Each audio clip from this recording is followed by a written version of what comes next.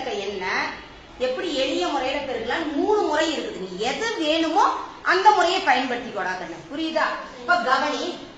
இப்ப இந்த 5 நமக்கு தேவையில்லை. நேற்று ஒரு இலக்க என்னால எப்படி பெருக்கணும்னு சொல்லி கொடுத்த ஞாபகம் இருக்கு. அதே முறைதான். 3 2 என்ன 4 2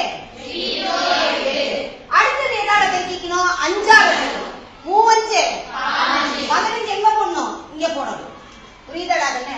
அடுத்தது 4 5 20. இது எப்படி போடுறதுன்ற ஒரு குழப்பம் வரும். நல்லா கவனி.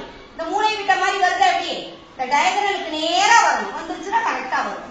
5 கூட்டினா 6 1 8 2 கூட்டினா 10 மீதி என்னது?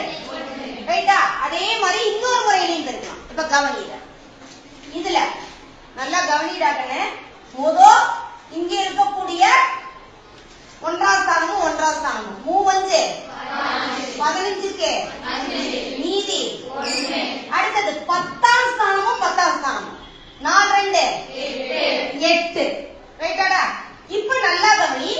உள்ள இருக்கக்கூடிய 2 எண்ணையும் இருக்கிற 3 2 4 5 26 26 1 27க்கு மிச்சம் 8 2 10. கரெக்டாடா கண்ணு? 2 விடையும் கரெக்டா இருக்கா? அதே மாதிரிதான் அடுத்தது இன்னொரு முறையிலேயே பெருக்கலாம். நீங்க 2 இலக்கம் வந்திருக்குதா?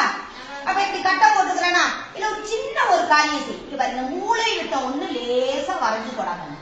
இல்ல என்ன பண்ணிக்க நீ மூளை விட்ட ஒண்ணு. ஏன்னா நம்ம எப்பவுமே 2 2 இலக்க எண்களாவே எழுதினாதான் கொஞ்சம் பரவாயில்ல. நல்லா கவனி.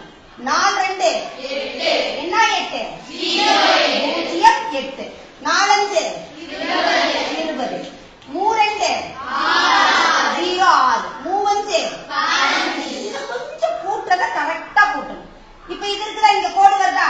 இந்த கோடை வேணும்னா நீ என்ன பண்ணிக்க? அப்படி எக்ஸ்டெண்ட் பண்ணிக்க. புரியுதா? புரிஞ்சுக்கிறதுக்காக. இப்ப இங்க 5